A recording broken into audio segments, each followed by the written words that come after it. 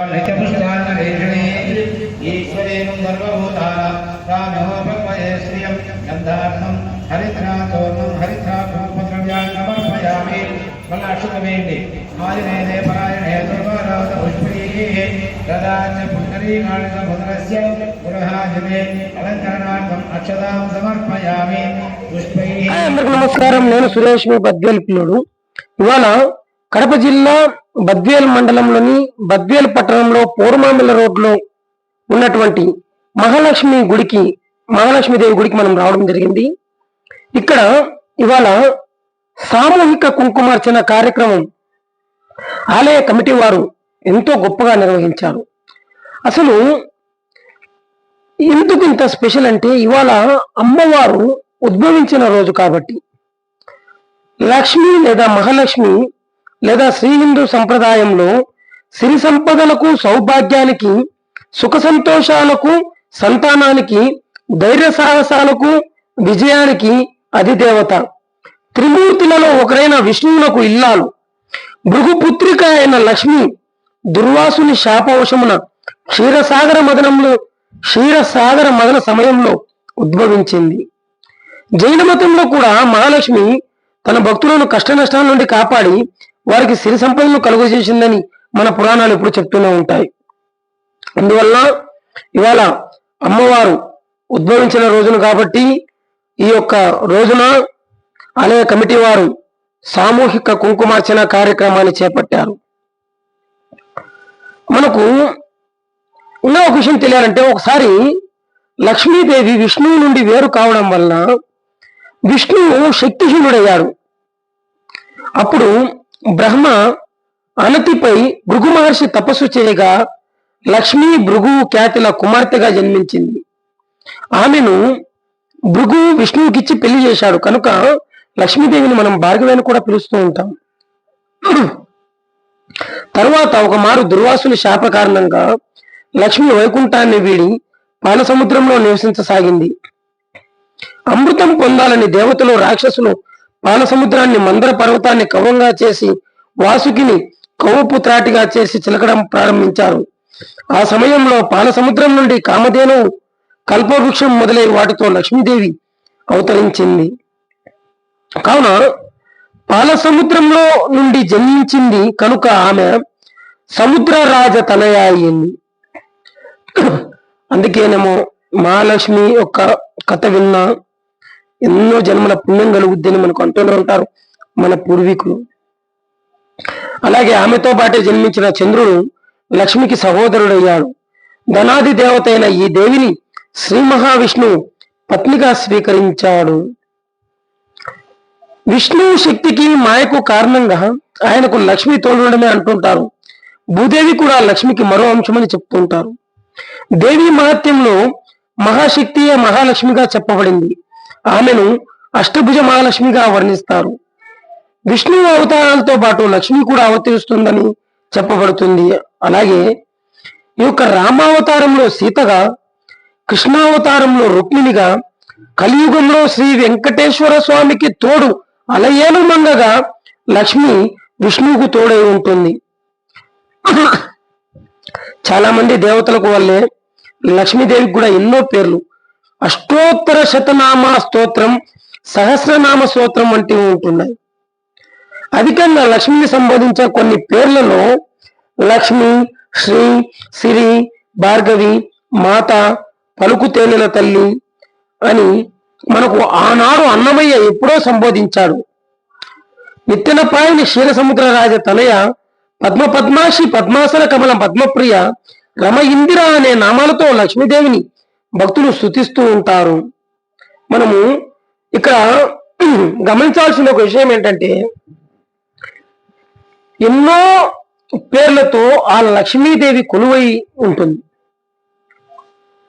మీరు కనుక చూస్తున్నట్లయితే కొన్ని వందల సంవత్సరాల చరిత్ర కలిగినటువంటి ఆలయం మా కడప జిల్లా బద్వేల్ పట్టణ పూర్మామిల్ల రోడ్లో ఉన్నటువంటి మహాలక్ష్మీదేవి గుడి.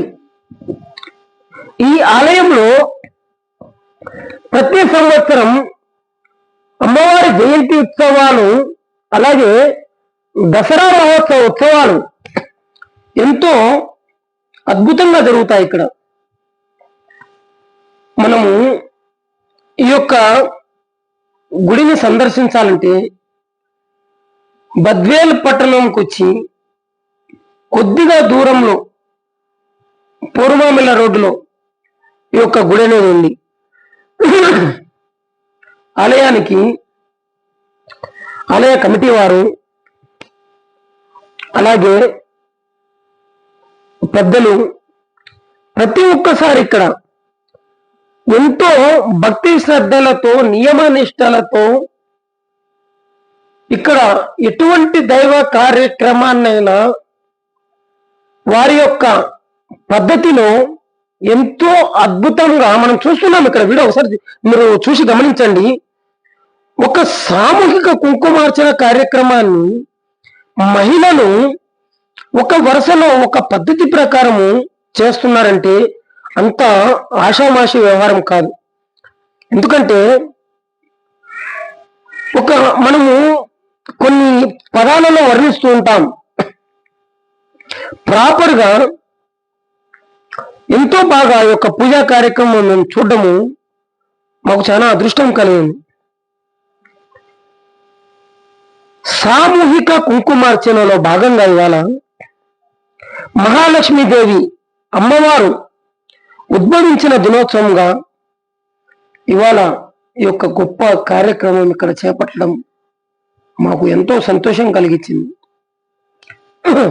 మనలో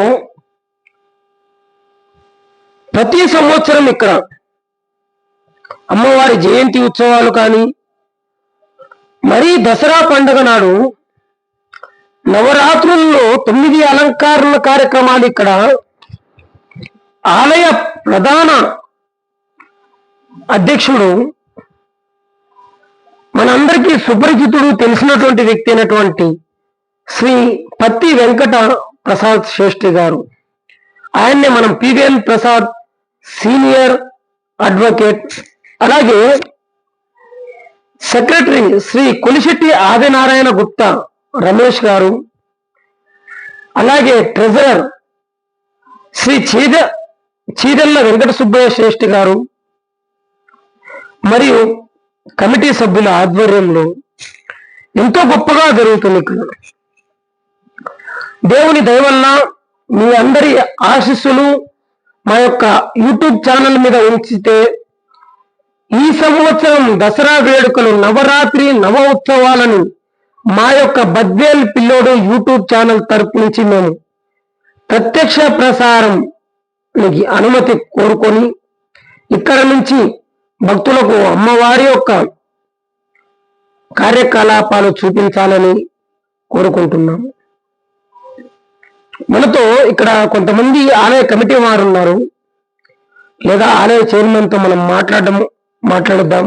ఈ యొక్క కార్యక్రమాన్ని గురించి వారి యొక్క మాటల్లో విందాం. మీరు ఎవరైనా మా ఛానల్ని సబ్స్క్రైబ్ చేయని వారు ఉంటే please subscribe to my channel. మా యొక్క ఛానల్ పేరు బద్వేల్ పిల్లోడు.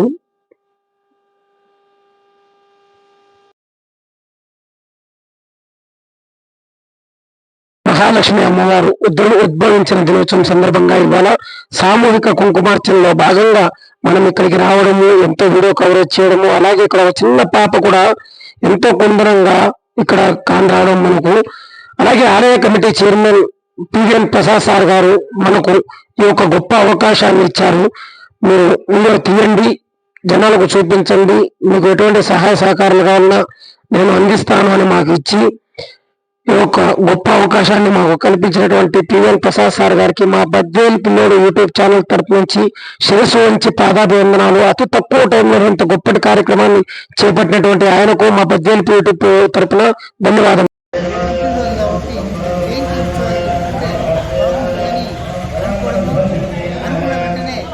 టైం లేకున్నప్పుడు కూడా మా కమిటీ మహిళా సహాయ సహకారాలతో ఈరోజు అమ్మవారి జయంతి ఉత్సవాలు జరుపుకున్నాం.